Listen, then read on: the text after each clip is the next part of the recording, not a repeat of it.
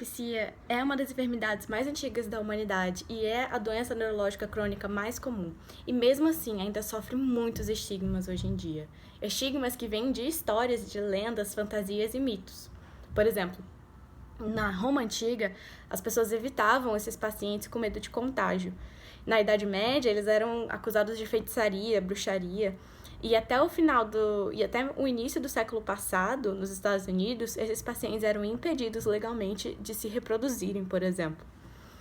E a epilepsia, como causada por influências más e religiosas, teve inclusive adeptos da medicina.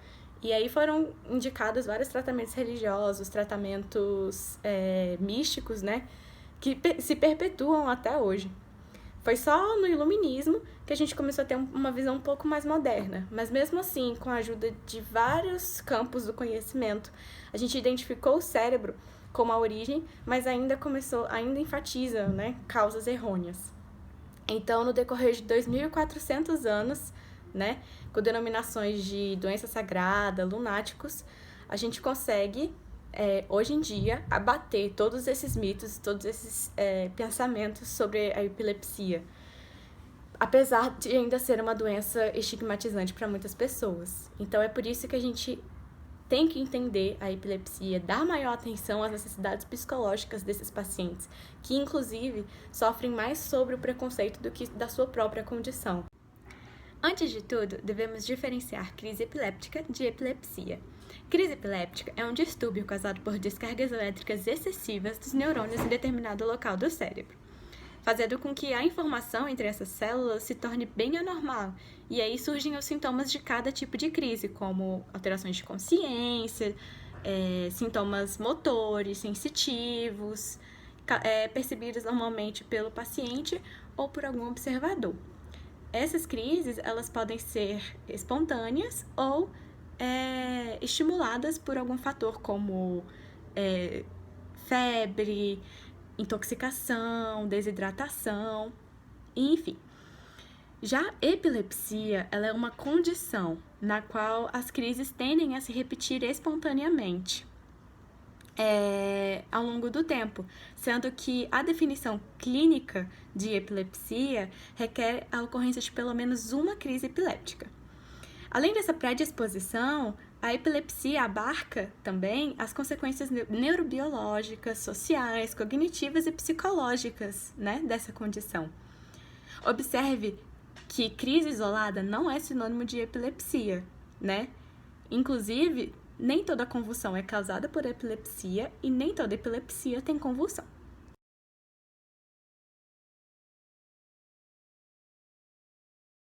Mas afinal, como funciona uma crise epiléptica? Primeiramente, é preciso lembrar que a unidade básica de funcionamento do sistema nervoso é o neurônio, uma célula que tem como função central receber, processar e enviar informações. A membrana celular dos neurônios separa o ambiente intracelular do extracelular, os quais têm concentrações iônicas diferentes. Os íons, por funcionarem como cargas elétricas, criam um potencial elétrico a partir da diferença de concentração. Para alterar esse potencial, é preciso permitir a movimentação de íons através de canais na membrana, que podem ser controlados por vários mecanismos distintos. Os neurônios se aproveitam desses mecanismos para se comunicarem, estabelecendo uma linguagem elétrica representada por modificações no potencial de membrana. Essas modificações, em determinadas condições, se propagam de neurônio para neurônio e ao longo da extensão de cada neurônio, constituindo o chamado potencial de ação ou impulso nervoso. Assim, os neurônios podem se associar em redes de estruturas complexas, direcionando seus sinais elétricos, em média, para milhares de outros neurônios. Podemos medir a atividade elétrica de um grupo de células nervosas do córtex cerebral através da colocação de eletrodos no couro cabeludo, em um exame conhecido como eletroencefalograma ou EEG. À primeira vista, em um indivíduo saudável, a atividade elétrica normal, espontânea, detectada pelo EEG, parece caótica, mas existem padrões de organização e ritmicidade esperados de acordo com o nível de alerta ou sono e da idade do paciente. Em contrapartida, em uma crise epilética, Nota-se perturbação desses padrões, com descargas elétricas excessivas ocorrendo de maneira hipersincronizada em uma rede de neurônios na forma de picos de potenciais de ação. O resultado dessa atividade elétrica anormal corresponde aos sintomas experimentados durante a crise epiléptica, que variam de acordo com a região cerebral afetada, podendo assumir um padrão generalizado se essa crise se propagar para extensas redes neurais do cérebro. Não se sabe ao certo o que desencadeia essa anormalidade elétrica, mas espera-se que ela cesse espontaneamente dentro de alguns segundos a minutos.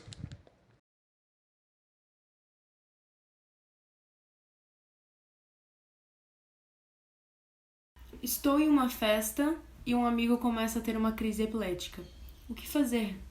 Em primeiro lugar, é normal que você e outras pessoas tenham medo. Então lembre-se que a crise não é contagiosa, acalme as pessoas ao seu redor e ampare seu amigo.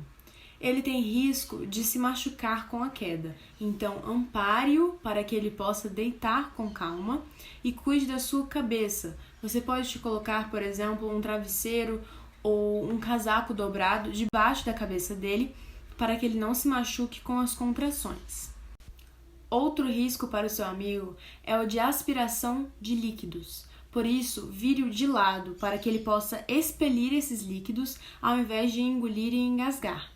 Você também pode afrouxar as roupas dele, como abrir os botões de uma camisa para que ele possa respirar com mais facilidade. Lembre-se que a duração média de uma crise é de 5 minutos. Se demorar mais do que isso para passar, ligue 192, chame a emergência.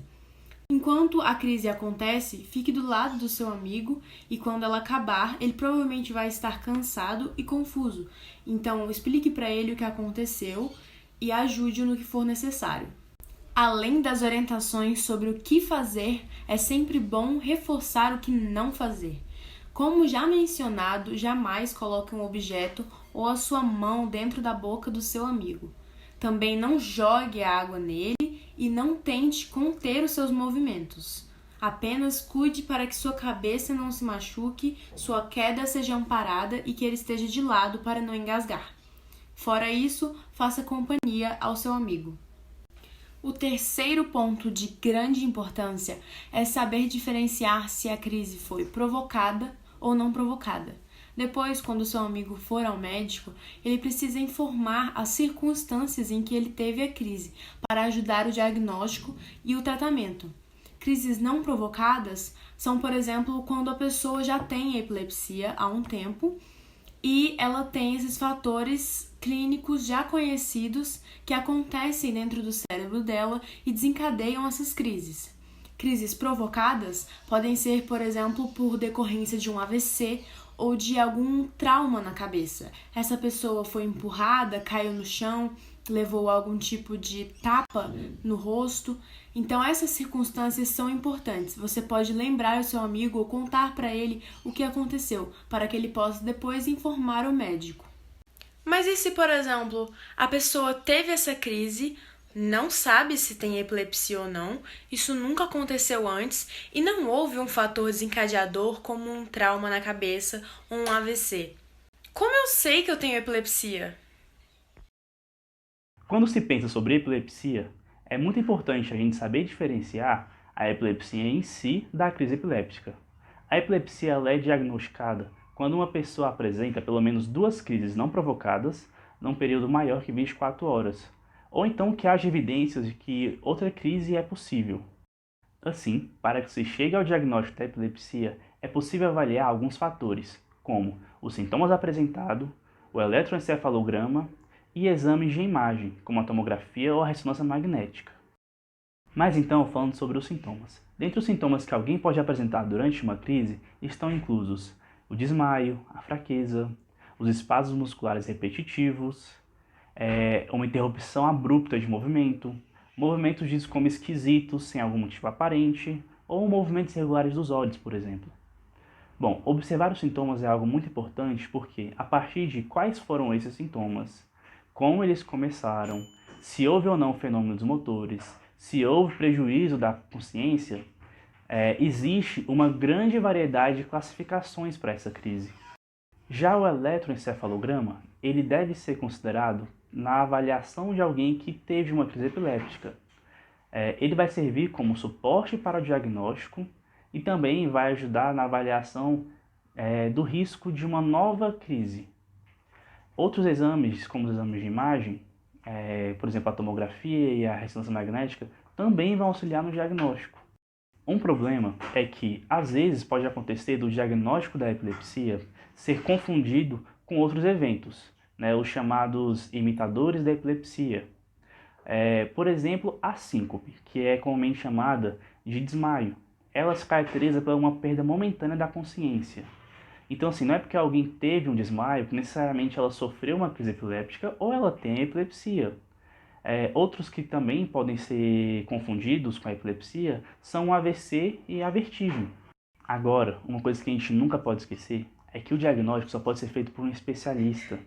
Então, para que o diagnóstico seja o mais preciso possível, o relato das pessoas que viram a crise, testemunharam o evento, é simplesmente essencial.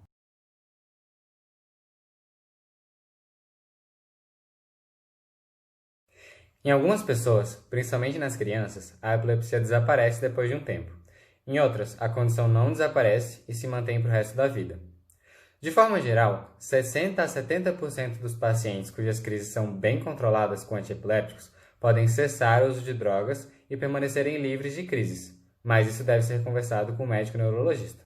Lembrando que considera-se que as crises epilépticas desapareçam quando os pacientes não apresentam convulsões por 10 anos e não fazem uso de anticonvulsivantes pelos últimos 5 anos durante esse período.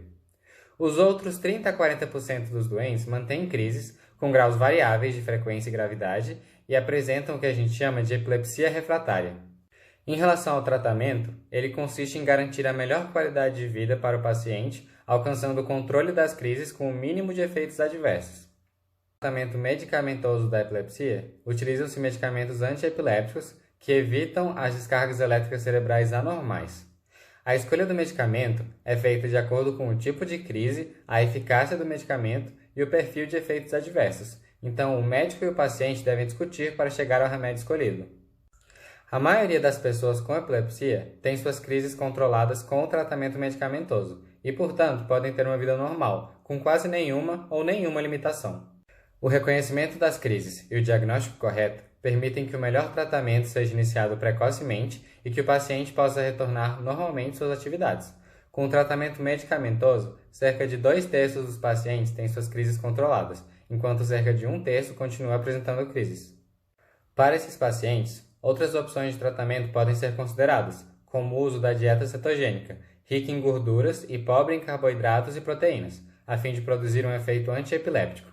O tratamento cirúrgico, com a retirada do foco epiléptico, também é uma opção a ser considerada, pois ajuda a eliminar as crises de alguns pacientes ou reduzir as doses do medicamento daquele paciente. Além dessas alternativas, existem duas mais recentes. A primeira é a estimulação do nervo vago, que ocorre por meio da implantação de eletrodos na região lateral esquerda do pescoço, e esses eletrodos eles vão disparar estímulos em intervalos de tempo produzidos por um gerador implantado no tórax, semelhante ao marca-passo. O segundo é o uso do canabidiol, que é um dos compostos da cannabis sativa, folha da maconha. Também vem apresentando bons resultados, visto que ele controla as descargas de neurotransmissores nos neurônios pré-sinápticos e tem o potencial de reduzir crises convulsivas, tanto em número quanto em intensidade, sem produzir grandes efeitos psicossensoriais.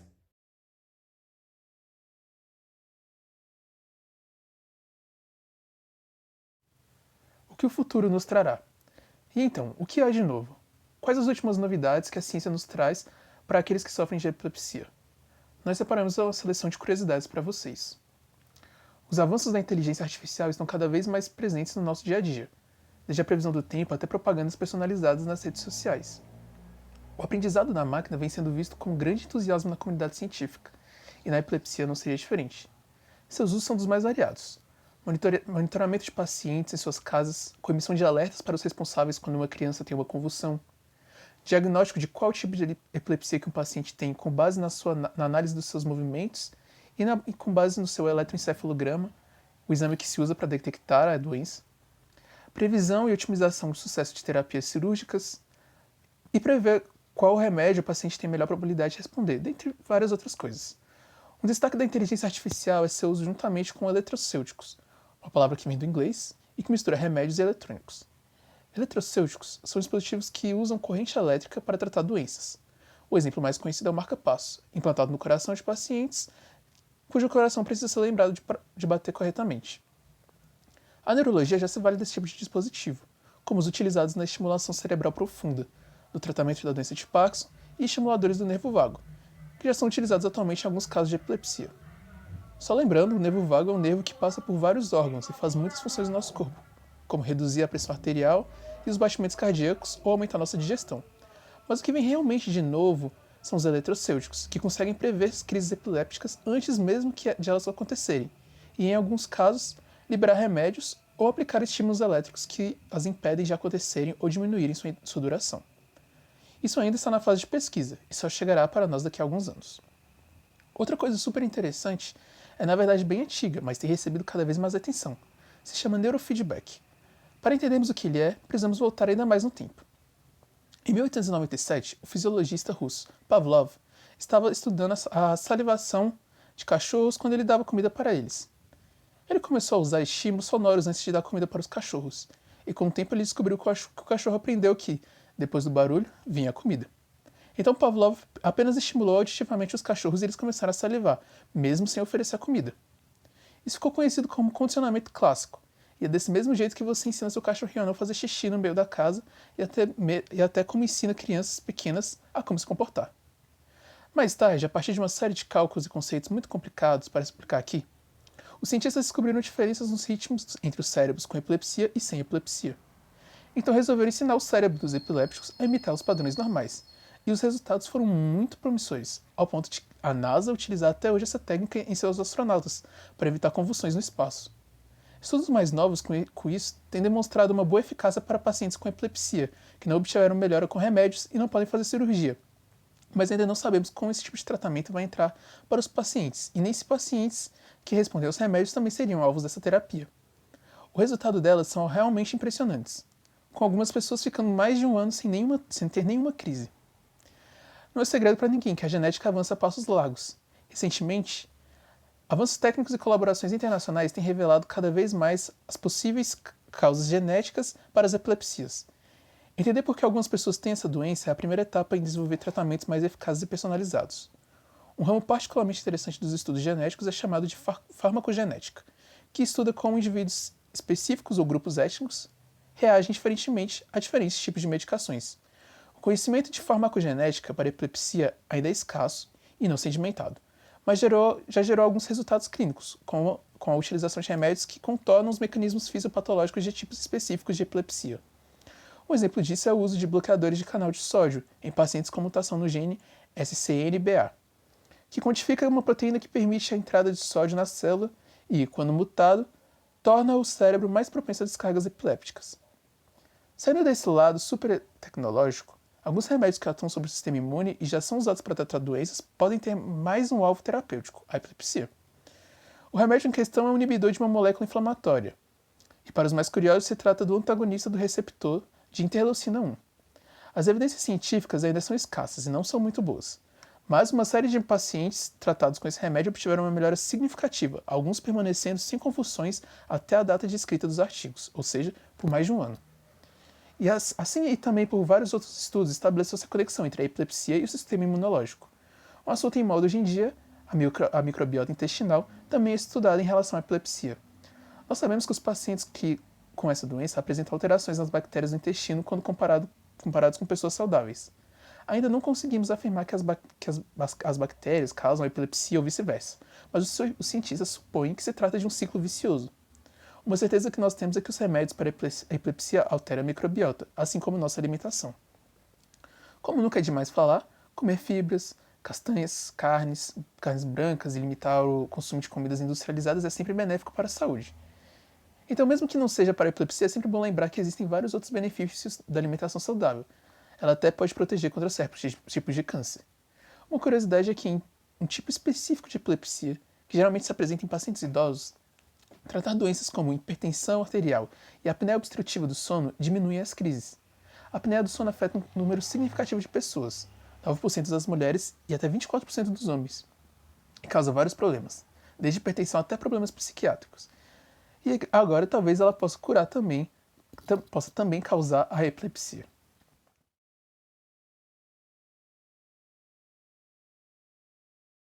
Olá pessoal, meu nome é Melina Rodeiro Marques, sou residente de neuropediatria do Hospital Universitário de Brasília e eu vou conversar com vocês sobre os mitos e verdades na epilepsia.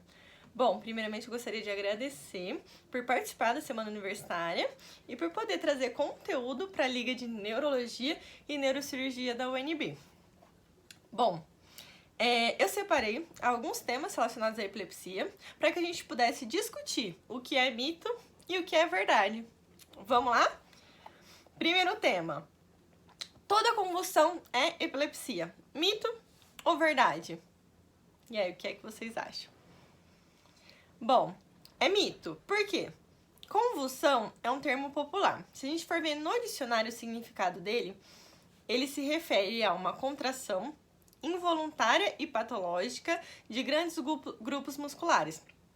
O que gera abalos, né? Ou espasmos, que a gente fala, né?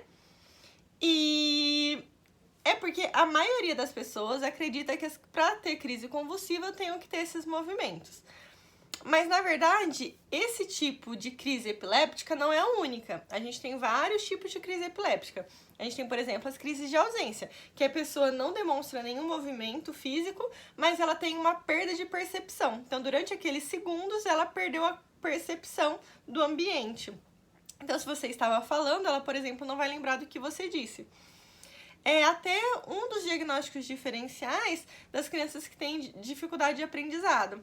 Será que ela não está conseguindo aprender porque ela tem uma dificuldade de aprendizado?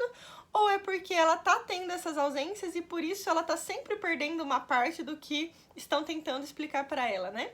Isso é bem interessante. Então, a gente aprendeu o que é convulsão, aprendeu que tem crises epilépticas de vários tipos e o que é epilepsia. Epilepsia é quando a gente tem duas crises epilépticas em momentos diferentes, né? Então, tem que ter mais de 24 horas entre uma crise e outra. Ou eu tenho uma crise convulsiva ou uma crise epiléptica e tenho o risco de ter outra crise, um risco grande, né? Então, eu tenho uma evidência, ou por exames, né? Ou por história clínica, eu tenho evidências de que a pessoa vai ter uma recorrência dessa crise. É isso, então. Vamos pro tópico número 2. Tópico número 2. Durante uma crise convulsiva, eu devo segurar os braços e as pernas da pessoa que está tendo a crise? E aí? Mito ou verdade? É mito, né? Eu não devo segurar nem braços, nem pernas, nem evitar qualquer movimento de cabeça da pessoa. Por quê? Porque quando eu tento fazer um movimento contrário ao que a pessoa está realizando, eu posso até causar mais lesão muscular e até mesmo lesões ósseas. Então, qual é a orientação? A nossa orientação é que você tente proteger os membros e o rosto a face, né, e a cabeça daquela pessoa. De que forma? Colocando um objeto acolchoado, né, um travesseiro, uma manta, entre a pessoa e o chão. E tentar afastar os objetos pontiagudos ou que tenham quinas, né, as cadeiras, o que tiver perto e que possa causar alguma lesão, a gente tenta afastar. Certinho? Vamos para o tópico número 3. Durante uma crise convulsiva, eu devo segurar a língua da pessoa. E aí, gente, mito ou verdade? Não, nós não devemos segurar a língua das pessoas. Por quê? Primeiro, tem o risco de você se machucar, porque durante a crise convulsiva ela pode ter a contração da musculatura da face e fazer machucar a mão de quem está tentando segurar a língua. E além disso, ao tentar segurar a língua, eu vou estar obstruindo a via aérea do paciente. Então, eu vou estar enfiando alguma coisa na boca dela e posso estar comprometendo a via aérea que fica lá atrás. Então, mesmo que eu colocar colher, né, tem várias orientações, assim, que o pessoal às vezes dá sem saber e que não são boas. Então, eu não devo segurar a língua do paciente, não devo colocar nenhum objeto para tentar segurar a língua do paciente. O que eu posso fazer, então? E devo fazer? Eu devo virar o rosto do paciente de lado, para que a saliva possa escorrer, qualquer secreção que tiver possa escorrer e a própria língua não fique lá atrás, que a própria língua fica projetada para frente para que a via aérea fique pérvia, para que ele consiga respirar, né? Bom, agora vamos para o número 3. A epilepsia é uma doença contagiosa. Mito ou verdade? O que é que vocês acham? Bom, é mito, né? A epilepsia não é uma doença contagiosa. A epilepsia é uma doença neurológica que ela tem vários fatores causais, né? Tem várias causas. Geralmente, alguma alteração no sistema nervoso central que vai fazer com que aquela região seja um foco de descarga elétrica que vai originar algum tipo de alteração no organismo, né? Que são os diferentes tipos de crise epiléptica. Além disso, já acabamos esse tópico, vamos para o próximo. Próximo tópico. É possível manter a consciência durante uma crise epiléptica? E aí, mito ou verdade? É possível manter a consciência? É verdade, a gente pode manter a consciência durante uma crise epiléptica, porque existem diferentes tipos de crise epiléptica. Tem aquelas em que eu tenho a percepção do que está acontecendo e tem aquelas que eu não tenho a percepção do que está acontecendo. Então, sim, é verdade, é possível manter a consciência. Olha, o próximo tópico é bem interessante também. O estresse é um fator desencadeador de crises epilépticas? Mito ou verdade? O que é que vocês acham? Sim, o estresse é um fator desencadeador de crises epilépticas. É interessante notar que muitas pessoas relatam isso. Se você tiver algum amigo, algum familiar que tenha crises epilépticas, eles vão relatar pra você. Falar assim, eu não gosto de... Quando eu fico nervosa, eu sei que eu posso ter. Quando eu vou em lugar com muita gente, eu fico agoniada e eu sei que pode acontecer de eu ter crise. É muito mais comum eu ter nessas situações que eu tô desconfortável do que quando eu tô tranquilo. Por quê? Porque esse estresse aumenta a atividade cerebral e esse aumento de atividade cerebral predispõe a que eu tenha uma descarga, né, nessas regiões que são focos de epilepsia. Então, aí eu vou acabar tendo mais crises, né? Vamos para o próximo tópico. Existem medicamentos capazes de controlar totalmente as crises? Mito ou verdade? Verdade, tem sim. Existem muitas classes de medicamento para o controle da epilepsia, existe até tratamento cirúrgico e todos os outros tratamentos que o pessoal já disse no vídeo anterior, né? E sim, é possível que a gente tenha um controle completo das crises e a pessoa fica muitos anos sem ter crise, chega até a poder parar de tomar medicação. Então sim, é verdade. Agora vamos para um tópico super interessante.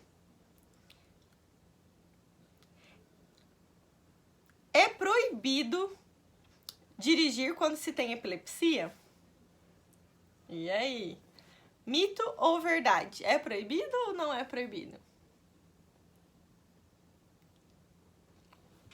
É mito, não é proibido. Se a pessoa tiver um controle bom das crises, então ela tiver bastante tempo sem crise, ela pode sim ter todas as funções delas liberadas, inclusive voltar a dirigir.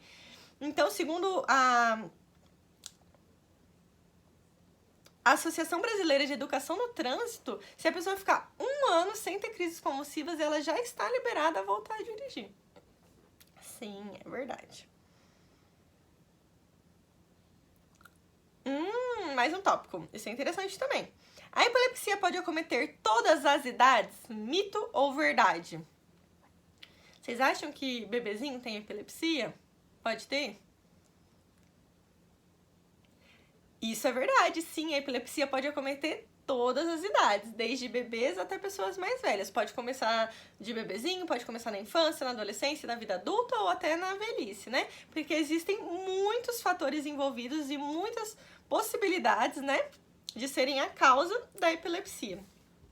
O que acontece é que os tipos de crise epiléptica, então as manifestações corporais que a pessoa vai ter, pode ser diferente. Então, cada faixa etária, a gente percebe uma maior incidência de determinado tipo de crise epiléptica, entendeu? Mas sim, pode ter durante toda a vida. Olha, essa é ótima. Que é pra gente finalizar, é a última. O paciente com epilepsia pode ter uma vida normal? Mito ou verdade? Verdade, obviamente. Sim, o paciente com epilepsia pode e deve ter uma vida normal. Ele tem que ser acompanhado, tem que fazer o controle das crises dele da forma como for possível, né? Às vezes medicamentoso, às vezes é cirúrgico, às vezes são ambos. Mas ele vai ter uma vida normal. Com o controle das crises, ele vai ser liberado para fazer as atividades que a priori foram suspensas, né? Mas sim. Certinho, pessoal? Era isso. Muito obrigada.